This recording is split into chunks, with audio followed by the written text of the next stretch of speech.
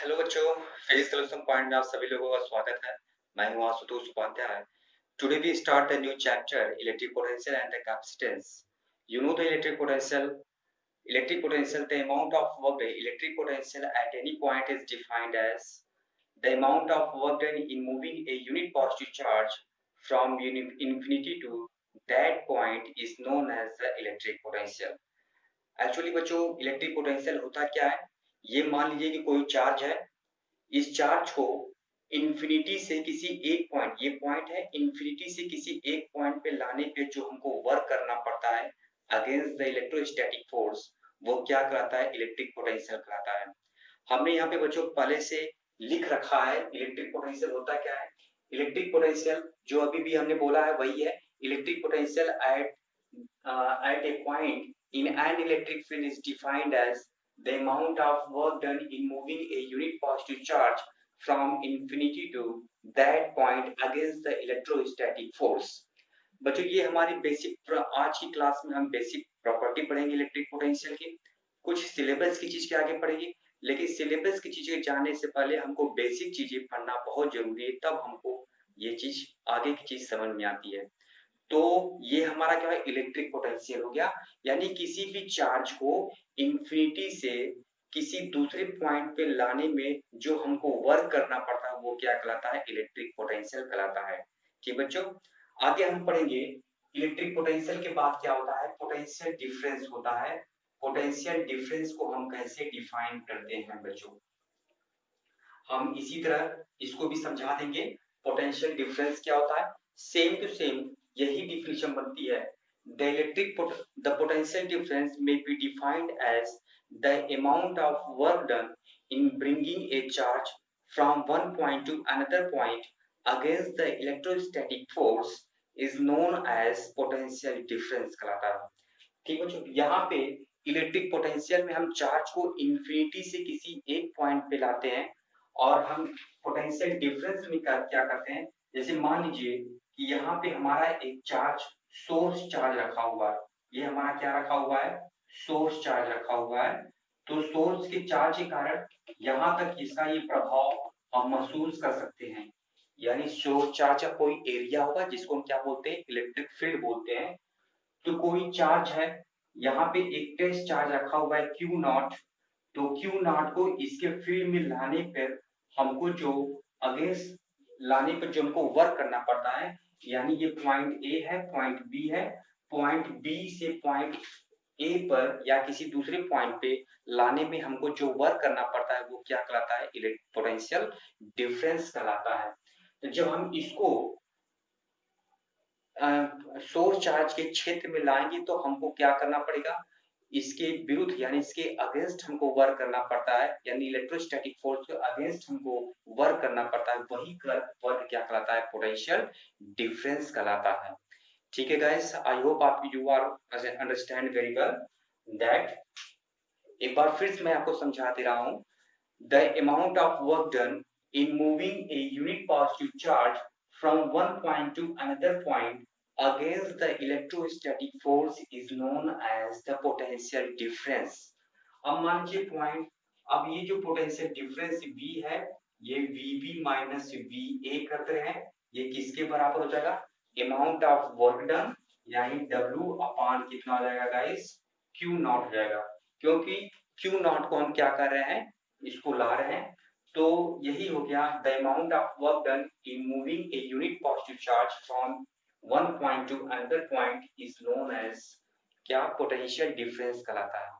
अब इसके विषय में हम कुछ बेसिक चीजें जानने की कोशिश करेंगे। बेसिक चीजें क्या होती हैं गाइस? बच्चों, जो पोटेंशियल होता है, इलेक्ट्रिक पोटेंशियल होता है, ये तो हमारा फार्मूला हो गया V is equal to W upon Q naught या W अपॉन क्यू, कुछ भी हम यहाँ पे कह सकते हैं।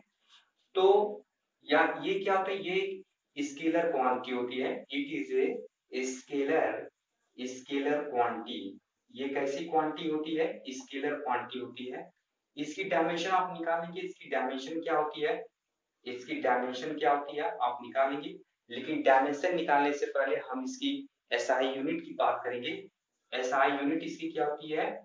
SI, it's SI unit is, ऊपर वर्क है तो जूल हो जाएगा, नीचे चार्ज है तो क्या हो जाएगा, कूलाम हो जाएगा, यानी पर जूल पर कूलाम, जूल पर कूलाम।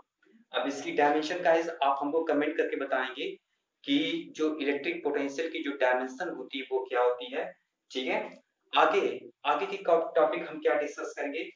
कभी कभी बच्चों ये जूल पर गुलाम को भी हम क्या बोलते हैं, वोल्ट बोलते हैं।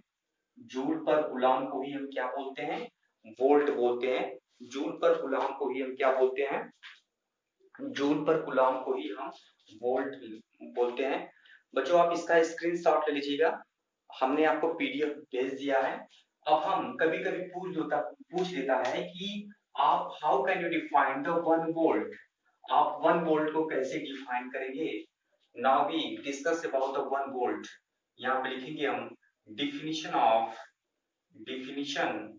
Of 1 volt. आप 1 वोल्ट को कैसे डिफाइन करेंगे गाइस। जूल पर गुलाम को हम क्या बोलते हैं, वोल्ट बोलते हैं। इसलिए 1 वोल्ट किसके बराबर हो जाएगा, अगर किसी चार्ज को किसी एक पॉइंट से दूसरे पॉइंट पर लाने में हमको 1 जूल ऑफ वर्क करना पड़े, वो चार्ज कैसा होगा, 1 गुलाम हुआ। ठीक है, कैसे इसको डिफाइन करेंगे। If 1 joule of work is done in moving a charge of 1 coulomb, then work done is said to be then electric potential is said to be 1 volt।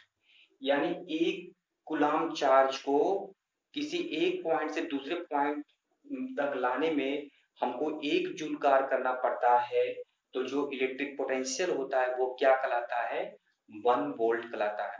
एक बार फिर से गाइस मैं आपको फिर से क्लियर कर दे रहा हूं। If 1 joule of work is moving a is if 1 joule of work is moving a unit positive charge of 1 coulomb, then electric potential is said to be 1 volt। ये 1 वोल्ट की definition हो गई। कभी कभी ये जो है पूछ दिया जाता है। आगे गाइस हम नए टॉपिक के बारे में डिस्कस करेंगे, वो टॉपिक कौन सी है आगे हम डिस्कस करेंगे। बच्चों जो हमारी जो नेक्स्ट टॉपिक है वो क्या है, electric potential due to the point charge. यानी पॉइंट चार्ज के कारण इलेक्ट्रिक पोटेंशियल क्या होती है, हम इसको फाइंड आउट करने की कोशिश करेंगे। चलिए देखते हैं क्या होता है। जैसे मान लीजिए कि हमारे पास एक सोर्स एक चार्ज पॉइंट ओ पे रखा हुआ है। बहुत ध्यान से समझिएगा, हमारे पास एक चार्ज क्यू है जो पॉइंट ओ पे रखा हुआ है। हमको इलेक्ट्रिक पोटेंशियल निकालनी है at point P which is at a distance r from the O। Suppose a charge, बच्चों लिखने का भी तरीका यही है, हम यहाँ पे लिखेंगे नहीं। Suppose the a charge Q is placed at point O, we have to find the electric potential at a point P which is at a distance r from the O। Suppose a test charge Suppose a test charge Q naught is placed at point A, which is at a distance x from the O। एक test charge Q naught है जो point A पे रखा हुआ है, जो O से कितने डिस्टेंस पे, x डिस्टेंस पे है। तो बच्चों अगर इस टेस्ट चार्ज को हम थोड़ा सा अगर हम Q की तरफ खिसकाएं यानी O की तरफ खिसकाएं यानी पॉइंट B की तरफ ले जाएंगे, तो थोड़ा सा डिस्प्लेसमेंट अगर प्रोड्यूस करेंगे तो इलेक्ट्रोस्टैटिक फोर्स लगेगा, क्योंकि हम इलेक्ट्रोस्टैटिक फोर्स के अगेंस्ट ले जा रहे हैं। Then according to Coulomb's law F is equal to कितना होता है, then according to Coulomb's law F is equal to 1/4 pi epsilon naught Q naught upon इनके बीच का डिस्टेंस कितना है x स्क्वायर। ये क्यों है बच्चों, अगर हम टेस्ट चार्ज Q नॉट को अगर हम P की तरफ ले जाएंगे तो हमको इलेक्ट्रोस्टैटिक फोर्स के अगेंस्ट का वर्क करना पड़ेगा। वो इलेक्ट्रोस्टैटिक फोर्स कैसे निकलेगा, कूलॉम्स लॉ से F is equal to 1/4 pi epsilon naught Q naught upon x square हो जाएगा। आपको यहाँ तक क्लियर होगा। जब हम चार्ज Q नॉट को पॉइंट A से पॉइंट B तक हम खिसका रहे थे तो हमको तो डिस्प्लेसमेंट कितना प्रोड्यूस हुआ dx, तो छोटा सा वर्क भी होगा। जब छोटा सा डिस्प्लेसमेंट प्रोड्यूस हुआ तो छोटा सा वर्क भी प्रोड्यूस हुआ। Then if the test charge Q naught is displaced from A to B through the distance dx, then the work done will be D W is equal to F dot D X हो जाएगा। कितना होगा guys? F dot D X. A dot B बराबर कितना होता है? A B cos theta, इसलिए F dot D X बराबर एफ डी कॉस थीटा। बच्चों यहाँ पे थीटा हमको निर्धारित करना है। क्यों? क्योंकि हम हमारी जो चार्ज की डायरेक्शन थी वो इनफाइनाइट की तरफ थी, लेकिन हमने क्या किया, इस टेस्ट चार्ज को फोर्स के अगेंस्ट पी की तरफ ले गए, इसलिए इसके बीच का जो एंगल होगा वो कितना हो जाएगा? 180 डिग्री जाएगा। इस चार्ज की डायरेक्शन क्या थी? वो इनफाइनाइट भी थी, लेकिन हमने इसको क्या किया, पॉइंट ए से पॉइंट बी यानी इलेक्ट्रोस्टैटिक फोर्स के अगेंस्ट मिलाया, इसलिए इनके बीच का जो एंगल होगा वो कितना होगा? 180 डिग्री। तो ये कितना जाएगा? एफ डी एक्स कॉस 180 हो जाएगा। आई होप आपको यहाँ तक समझ में आया होगा। cos 180 की वैल्यू कितनी होती है? -1 होती है। therefore dw इक्वल कितना हो जाएगा? माइनस एफ डी एक्स हो जाएगा। कितना हो जाएगा? माइनस एफ डी एक्स हो जाएगा। अब हम क्या करेंगे, टोटल वर्क निकालने के लिए हम इसको क्या करेंगे? इंटीग्रेट कर देंगे।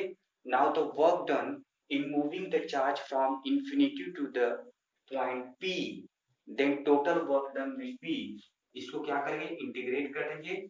W निकालने के लिए डी डब्ल्यू, F की वैल्यू क्या है? यहाँ पे माइनस है, इंटीग्रेट कर देंगे F into D x. F की वैल्यू रखिए गाइस, F की वैल्यू क्या है? 1/4 पाई एप्सिलॉन नॉट। यहाँ पे क्या हो जाएगा? Q क्यू नॉट हो जाएगा गाइस, अपान एक्स स्क्वायर, ये एफ की वैल्यू हो गई, इंटू कितना हो जाएगा? डी एक्स हो जाएगा। यहाँ पे गाइस, यहाँ पे हमने टेस्ट चार्ज को कहाँ से लाए थे? हम टेस्ट चार्ज को इंफिनिटी से लाए थे, और कहाँ पर लाए? Q naught upon 4 pi epsilon naught, ये कांस्टेंट है, ये इंफिनिटी से लेके आर तक गाइस ये हमारा माइनस चल रहा था। यहाँ पे ये हमारा क्या है? माइनस चल रहा था। तो यहाँ पे x की पावर ये -2, ये ऊपर जाएगा तो -2, ये कितना हो जाएगा? डी एक्स हो जाएगा। अब इस चीज की वैल्यू क्या हो जाएगी गाइस? ये w इज इक्वल टू, इसकी वैल्यू क्या हो जाएगी? इसकी वैल्यू जाएगी 1 Q Q Q naught upon epsilon naught 4 pi epsilon naught, इसकी वैल्यू हो जाएगी ये 1/x की पाई, ये इनफाइनाइट से लेके आर तक। ये गाइस क्या होगा? इसकी वैल्यू जो है प्लस माइनस हो जाएगी, तो माइनस इसका मिलके क्या हो जाएगा? प्लस हो जाएगा। अब हम क्या करेंगे, x की जगह एक बार अपर लिमिट रखेंगे, फिर माइनस करके x की जगह एक बार लोअर लिमिट रखेंगे, तो कितना हो जाएगा? w इज इक्वल टू, कितना हो जाएगा गाइस?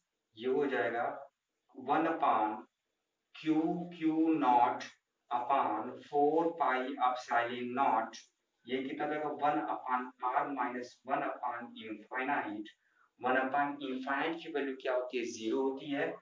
देयरफॉर कितना हो जाएगा? ये 1/4 pi epsilon naught Q Q naught upon क्या हो जाएगा? आर हो जाएगी। तो W इज इक्वल टू किसके बराबर हो गया? W इज इक्वल टू बराबर हुआ 1/4 pi epsilon naught Q Q naught upon R के बराबर होगा। तो बच्चों ये हमारा वर्क निकला। हमको क्या निकालना है? इलेक्ट्रिक पोटेंशियल निकालनी है। आप यहाँ तक स्क्रीनशॉट लीजिए। अब हम आगे मिटाएंगे, इरेज करेंगे। इलेक्ट्रिक पोटेंशियल हमको निकालनी है एट पॉइंट पी पे। हमको क्या निकालना है? इलेक्ट्रिक पोटेंशियल निकालनी है गाइस। चलिए इलेक्ट्रिक पोटेंशियल निकालनी है। Now now the electric potential now the electric potential at point P will be, चलिए तो मैं पॉइंट P पे इलेक्ट्रिक पोटेंशियल कितना हो जाएगा? V इज इक्वल टू, हम जानते हैं कितना होता है? W upon Q naught. अभी भी हमने पढ़ा है पोटेंशियल डिफरेंस में V इज इक्वल कितना होता है? W upon Q naught. W की वैल्यू क्या होती है? हम रखेंगे W की वैल्यू 1/क्यू नॉट। W की वैल्यू क्या रखेंगे? हमारी W की वैल्यू ये है 1/4 pi epsilon naught Q Q naught upon R. क्यू नॉट से क्यू नॉट कैंसिल आउट, यानी V is equal to 1/4 pi epsilon naught Q by R. तो गाइस ये हमारा electric potential due to the point charge का ये हमारा क्या आ गया, फार्मूला आ गया। ठीक है, अब हम क्या करेंगे, अब इलेक्ट्रिक फील्ड और इलेक्ट्रिक पोटेंशियल में अगर हम ग्राफ प्लॉट करेंगे तो ग्राफ प्लॉट के लिए गाइस एक हम फिगर बनाएंगे, तब हम आपको बताएंगे वो क्या होगा। ठीक है बच्चों, यहाँ पे जो है इलेक्ट्रिक पोटेंशियल, ये भी इलेक्ट्रिक पोटेंशियल का फॉर्मूला था। इलेक्ट्रिक पोटेंशियल और इलेक्ट्रिक फील्ड में ग्राफ की बात करेंगे हम। तो अगर हम ग्राफ की बात करें तो ये जो डॉटेड लाइंस है, ये डॉटेड लाइन क्या दिखा रहा है, ये डॉटेड लाइन जो है इलेक्ट्रिक पोटेंशियल को दिखा रहा है, और ये जो डार्क लाइन है, ये डार्क लाइन जो है इलेक्ट्रिक फील्ड को दिखा रहा है। तो इलेक्ट्रिक पोटेंशियल और इलेक्ट्रिक पोटेंशियल और इलेक्ट्रिक फील्ड ये क्या करें, कहीं कहीं वेरिएट कर रहे हैं विथ द डिस्टेंस आर। यानी ये पॉइंट ए, पॉइंट 1 1, यानी एक्स और वाई एक्सिस पॉइंट 1 पे दोनों की वैल्यू क्या होती है, कहीं कहीं सेम हो जाती है, जहां एक दूसरे को ये इंटरसेक्ट करते हैं। तो यहाँ पे हमने लिखा है एक शॉर्टकट में, this graph shows the variation of electric potential, यानी V proportional to 1 by R, and the electric field E inversely proportional to 1 upon R square with the distance R from the charge Q।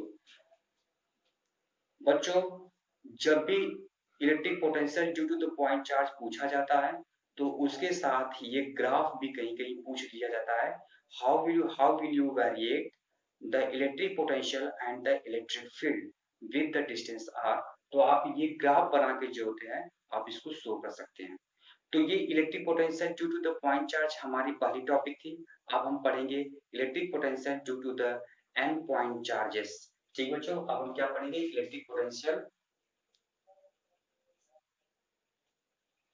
बच्चों, जो हमारी दूसरी topic है वो electric potential due to the system of charge, या electric potential due to the N charges, हम ये भी इसको पढ़ सकते हैं। आइए इसको, सबसे पहले आपको दिमाग में ये होना चाहिए कि इलेक्ट्रिक पोटेंशियल का हमारा फार्मूला क्या है।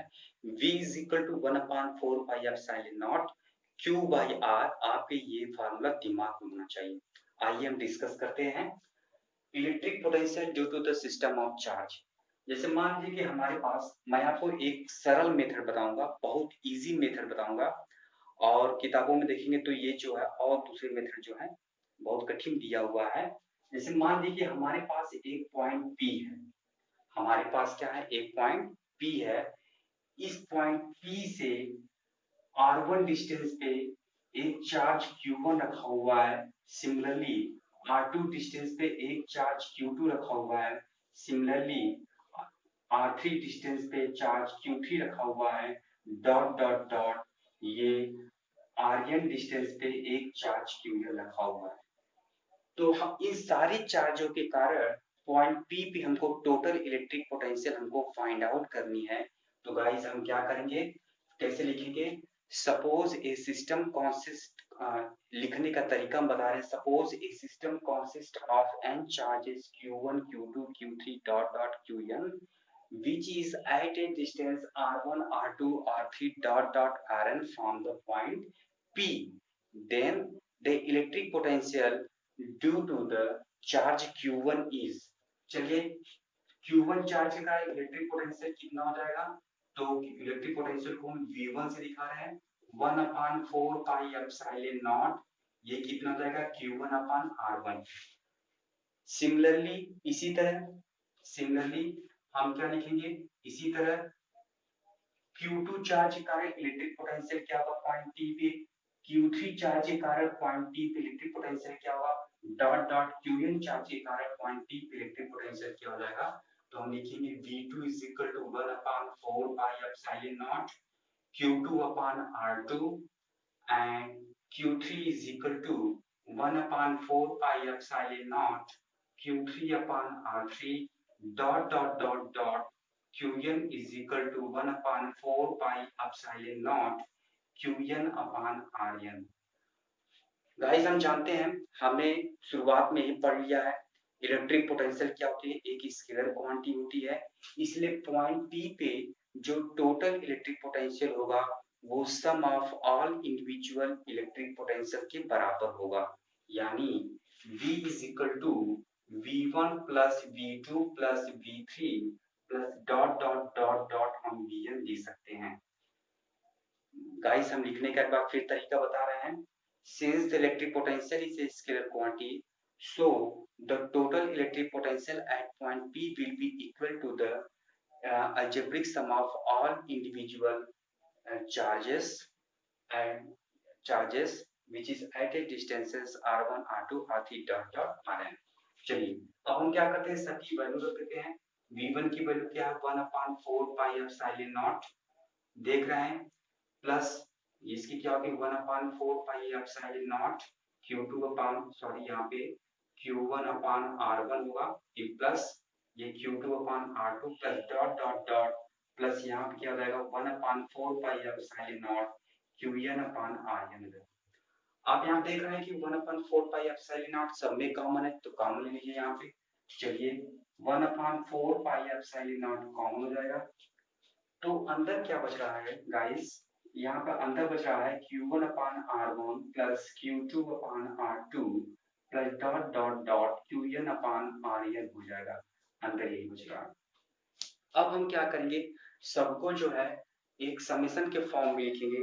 आप गाइस क्या करेंगे, यहाँ तक का स्क्रीनशॉट लेंगे, यहाँ तक का आप स्क्रीनशॉट लेने के बाद हम आगे की चीजें डिस्कस कर रहे हैं। चलिए v is equal to 1/4 pi epsilon naught 1/4 pi epsilon naught. इस चीज को हम समेशन के फॉर्म में कैसे लिख सकते हैं, समेशन 1 से लेके स्टार्ट हो रहा है n तक, तो ये i बराबर 1 मान ले रहे हैं और कहां तक n तक। q1 है तो यहाँ पर लिख देंगे qi, r1 है तो क्या लिख देंगे ri। तो बच्चों ये क्या है हमारा electric potential of the due to the system of n charges. ठीक है गाइस, आप यहाँ तक पढ़िए, नेक्स्ट वीडियो आप हम आपको भेजते रहेंगे। ठीक है, थैंक यू।